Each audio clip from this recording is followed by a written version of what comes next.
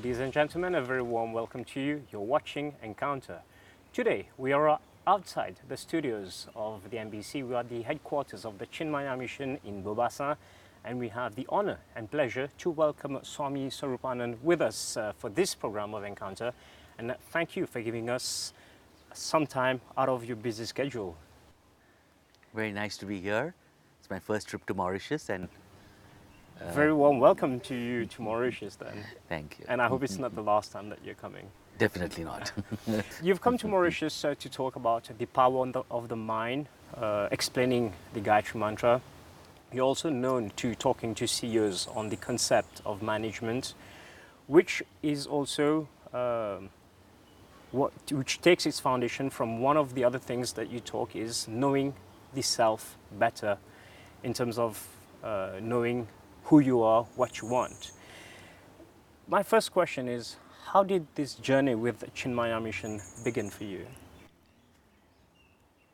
I do not really know when it started. Must have started in the womb. I don't know. Because, you know, in our Indian traditional families, even though it was a modern family, but we are brought up listening to the stories of the Ramayana, the Mahabharata, and I had my grandmother teach me about the Guru Granth Sahib. So, grew up with that, spiritual outlook. But as a teenager, naturally studying science, you got an inquiring mind. So I started reading certain books, and the curiosity to know about life, know about myself, know what this world is about, what's the purpose of life, what are we here really to do, how we can do to the best of our capacity.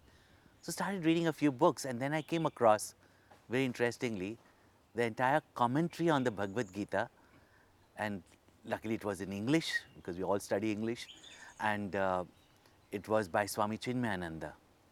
And the sheer logic, the beauty of the explanation that, and was so relevant in our lives that I couldn't stop reading.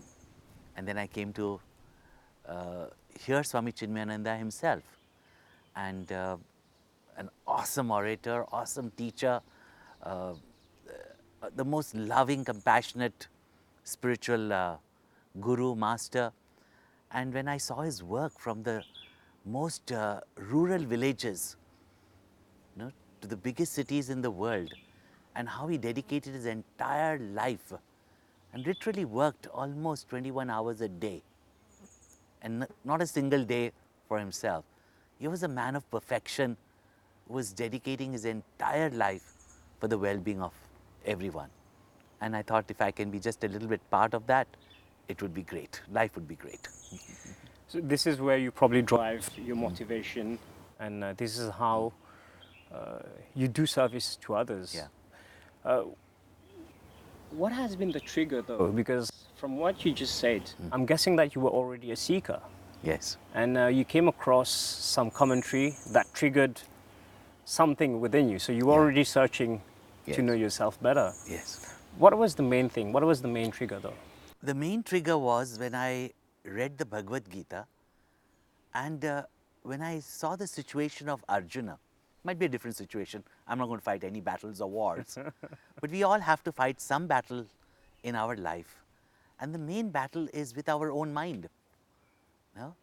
And when you see Arjuna's condition, it's not talking about some Arjuna 5,000 years ago or 7,000 years ago.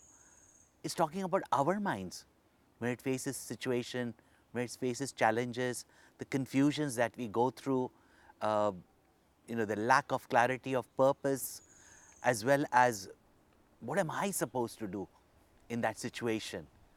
And all these actually fascinated me, that these were the timeless questions that were there in everyone's mind, and there has been eternal answers to it. From the Bhagavad Gita, we can guess that there are everyday conundrums in terms of decision making, Yes. which was 5,000 years ago, but which are still true nowadays. Yeah. I mean, we face those decisions, I wouldn't say every day, we face those decisions every minute of our life, because we have the chat in the mind. Hence, why is it important to know the self better, which is one of the talks you carry out very often. Yes. What is the main issue that you find nowadays in terms of people not knowing themselves? See, the issue has been the same. Even Arjuna had the same problem. And what Krishna told him was, first know yourself. Then only you know what you are supposed to do. Now suppose, just see a man who is drunk. Does he stand up to his own dignity? Does he know where is he going? He's out of senses. Exactly. So when we don't know what or who we are, naturally we do not know how to act appropriately. We all want happiness. We all want some form of fulfillment. And yet what happens? Swami, how do you even start to knowing yourself? What would be the first advice you would give to the viewers of Encounter? First and foremost, spend some time with yourself. It won't be the absolute self that you'll come to know, but at least you will come to know what you need to do in your life. What is it that you really want? Is it that you just want some, wealth or some pleasures or some comforts? Anyone sits and inquires knows that I can do much more than that. It's an issue nowadays that everybody is working. We are in the rat race. Everybody wants to make money, have a house, cars, and everything that follows. But it's also true that 95% of us do not know what we want in life. So we become machines at the end of the day, just fitting into the whole system. Yeah. Is it a way how you're trying to break this system? It just reminds me of a very nice humorous quote that even if you win the rat race, you're still a rat.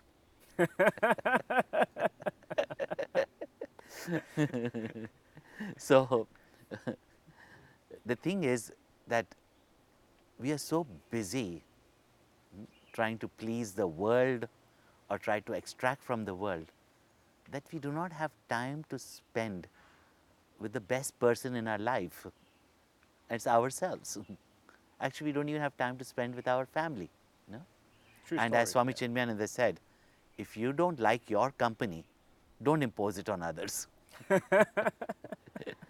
So spend some time with yourself. Then there are books of knowledge such as the Upanishads, the Bhagavad Gita. Of course, get it with a commentary that you can understand, like Swami Chinmayananda's commentary, which is quite relevant for the modern man. The knowledge is relevant for all ages, but how it is explained to us with our present mindsets, that's important to read those kind of books. We like to read about these fictitious, things about hopes and expectations that will happen of some paradise dawning upon earth or something like that. But rather, it's what we make out of our lives, what we can make happen.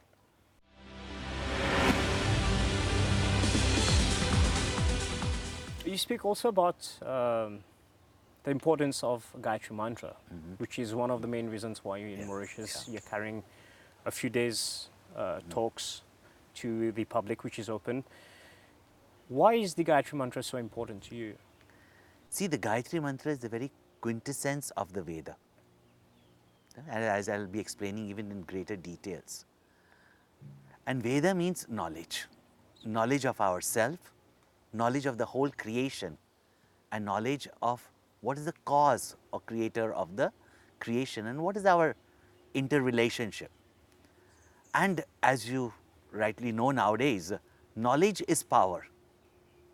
By knowledge you are a pioneer, by knowledge you are an innovator. So the rishis knew that it is the knowledge that will give us the power.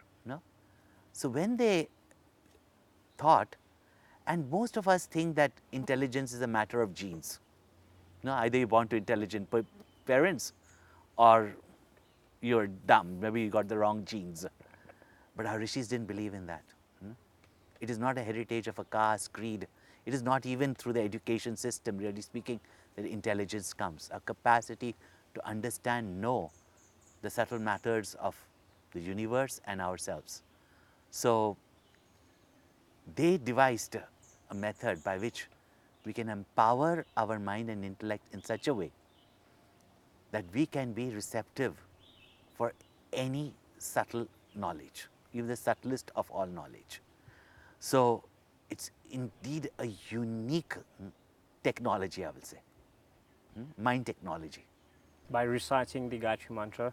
Of course, knowing how, and not just repeating it mechanically, but knowing what is the depth of the meaning of the Gayatri Mantra.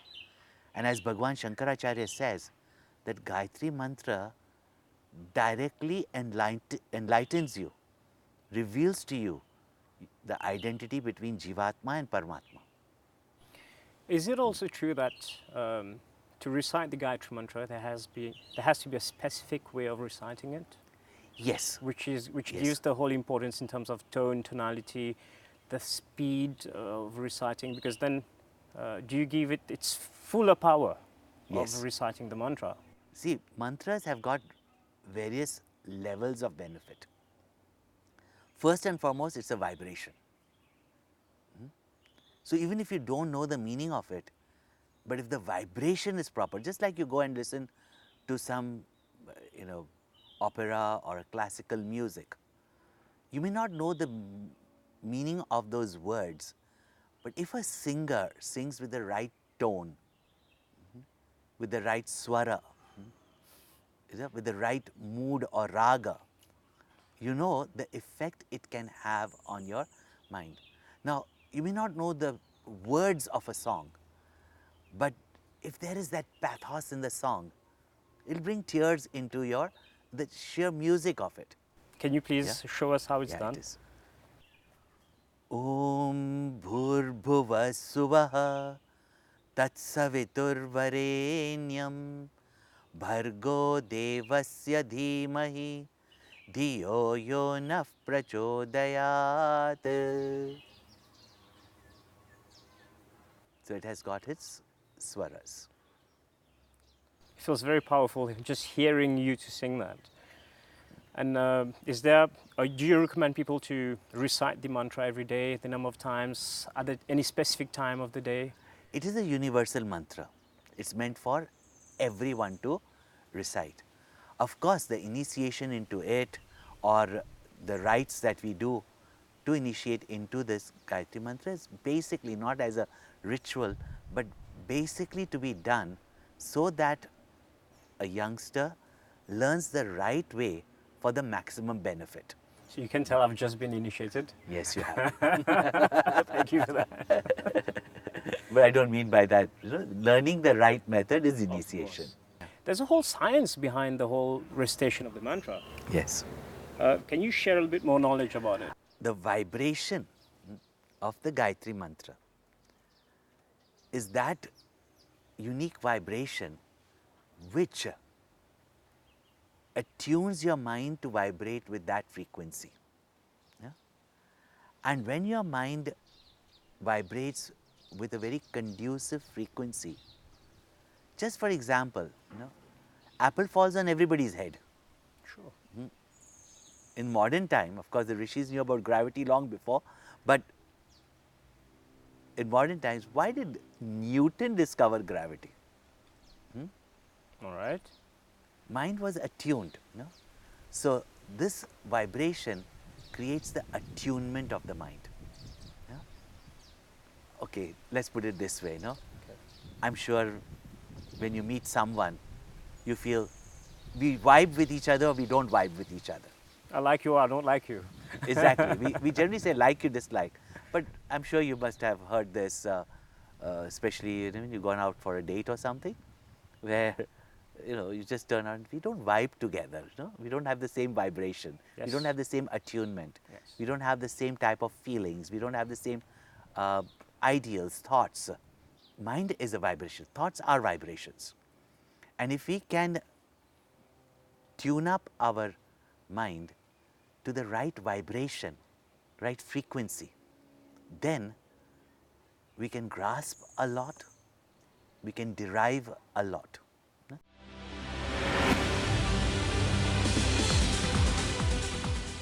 You're the global head of the Chinmaya Mission. What is the mission of Chinmaya? See, Chinmaya Mission was started by Pujya Gurudev Swami Chinmayananda, and the very word Chinmaya means knowledge, awareness. Even, as you would say, 70 years ago, the general public in the world, and especially the so-called academically educated class of people, and he himself was highly educated, and we take all our ancient knowledge as outdated knowledge. But what's really changed in us? Our technology has changed. Yeah? But 30 years ago, parents complained about children watching a lot of television. Now, they're constantly on their Smartphones, gadgets. yes. No? But what has changed? Only the technology has changed, right? That mind being absorbed by entertainment, that remains the same. So, when he discovered that there is such a wonderful knowledge system available in Vedanta, you know, the spiritual portion of the Vedas, and we have got such great value systems that made India the greatest country in the world. We keep forgetting, why did the invaders come to India? To pick up peanuts? No, of course not. It was the most prosperous, it was the university of the world that people came to learn in India, and from every science, from astrology, astronomy, cosmology, medicine, yoga, you know, health care, uh, even management, you know, Niti Shastra, you know, Artha Shastra, you know, on how to produce wealth, and politics, etc. All this was taught in our books of knowledge, you know, and we were made to believe these are all myth. All right, And okay. that's how we found it to be a very fancy word, calling everything mythology, mythology, and this is all myth.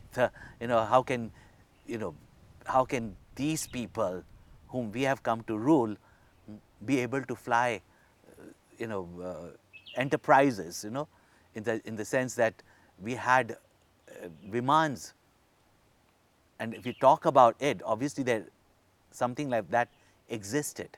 So, so many wonderful sciences. Of course, his thrust was the spiritual science, and if we know ourselves and know what we want to do and our minds are tuned up, we will rediscover all these sciences and knowledge from our ancient textbooks. So, he came down from the Himalayas after gaining the knowledge from his Guru Taponji Maharaj, and was quite fascinated that he had answers to all life problems, and we remain as slaves for almost 1,000 years. And in spite of that, there was so much progress in India even at that time, because of its culture, its knowledge heritage.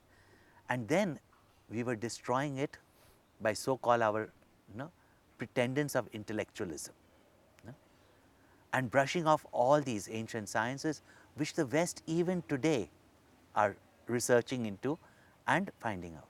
So when he came down, he wanted to, and even in the name of religion, in the name of spirituality, what mumbo jumbo goes on. Not less today, because people just want convenience. But for those who want to make a difference in their life, those who want enlightenment, those who want not these mumbo jumbo, but the clear cut knowledge, like he wanted himself. And he knew that there would be many people like him. So he came down to spread this knowledge. And then once you start working in the field, you require what else is required. Children were no longer getting, because parents both working, grandparents not at home, even that time, children are not getting the knowledge, the culture, the value systems. Such started Bal Vihar classes, which we have here also in Mauritius. Yes, Now we have started even Shishu Vihar. the education of human values. Yes. Yes. So, Bal Vihar classes, then for youth, Yuva Kendra, for adults, not just sitting and, of course, chanting, singing is very good for attunement, your mind and preparation for meditation. But most important is to discuss, discover, even debate if you have to. But it has to become your own knowledge. So study groups of scriptures for the elderly, then required that, our whole education system is without any value base. So started, we have got 100 schools plus international school for children from abroad to send to there. And the best part is it's giving value-based education. And today our Chinmaya International Residential School is one of the top even academic schools in the country, in spite of day schools with tutorials, etc., giving them a holistic upbringing. And now we've even started a university to give this Indic knowledge systems with our modern systems so that they can fit into any role in life, any profession or business, or start any enterprising business, they can start, but with the tenacity of the ancient knowledge. Why should we discard that? Because there are so many things we have not even discovered today. What are the main issues that I find nowadays, and I hope you don't mind me asking you this question. Many people seeking the spiritual path, they tend to sit down, meditate, do prayers, do blessings and all. Yeah. And there are the teachings that we can follow. Yeah. Of course, there's a difference between knowing the path and walking the path. It's two different worlds. Yes. My issue is, are we encouraging people to just sit down and pray rather than take action for something that bothers them? Is that not an issue nowadays? I'm sure those who pray have heard the statement that God helps those who help themselves. Right? How many do it? The thing is, prayer is for attuning your mind with the higher. It is not beggary, as Swami Chinmaya would say. We don't pray to the Lord, we pray upon the Lord. Yeah? All right. To have faith in the higher is to develop confidence within yourself, that if God has put me here, He trusts that I can do my best in this situation. All right, we have almost come to the end of this interview. I want to ask you, how is your normal day? Do you still study? Do you still read the books? Do you sit down, meditate and do prayers? You wake up at 3, 4 in the morning? That was a question. I want to know whether I get up early in the morning. Yes, I do. And but I'm a world traveler. Tell me, So, tell me a yeah. normal day for you. So your normal day would start early in the morning with meditation. Yeah. And generally, very often I have morning sessions on meditation and deep texts like the Upanishads. So would go for those discourses, which I always say it's self-reflection. It's not about teaching the public or giving sermons to the people. Right? You speak out loud, people benefit, but it's teaching your own mind. So daily reflection on these wonderful texts that reveal to us who we are, what is our purpose in life. And then throughout the day goes in serving the people, meeting the people, as well as, now at the moment I have to look after the whole world and the whole mission. I say whole world means You have people to from take it, everywhere. So of course, get to work, give these kind of interviews. Oh, fantastic. I'm glad you do. And then of course we'll have our evening discourses in the evening, sometimes visiting people. So One of the main challenges I find out is you mentioned meditation. How do you meditate? Do See, you focus on something? Do you recite a mantra? I asked this first question when I met my guru for the first time. I'm not too late then. When I asked him, is there one type of meditation or are there many types of meditation? And he had this very powerful as well as humorous style. He looked straight into my eyes and said, is there one type of medication? No. As many different diseases, that many medications. And he would laugh and say, as many diseased minds, that many meditations. Right? Beautiful Now, answer. meditation has got two stages. One is abiding in the truth of who you are. That is the same for everyone, and that can be only with the knowledge from those who know. But each one's mind is different. For some, a prayer is enough to tune up their mind. Some require regular repetition of mantra. Some need to, concentrate on a form. Others would just try to think about nothing. So these are all different. In fact, in the Upanishads itself, these which technically are called as upasanas, tuning up your mind, there are thousands of them using mathematics, using what to say, nature. That's why in India people couldn't understand why are they worshipping sun, moon. It's the synchronicity. It's the ideal that you think of with concentration, and as you think, so you So you become. become. That is the Exactly. principle of it. So in that, there is multiple varieties. Yeah. No one method is better than the other. No? Whether it is pranayama, people use to quieten the mind, whether it's just sitting steady, quietening their mind, these are initial steps. No? But what you think in your mind and what you direct your mind towards is the important part of meditation. Thank you very much for giving us your time and sharing some of your knowledge. Ladies and gentlemen, we have now come to the end of this episode of Encounter. I hope you have enjoyed it as much as I have. If you have any queries, drop an email at encounter@mbc.idnet.mu. Until the very next program, goodbye.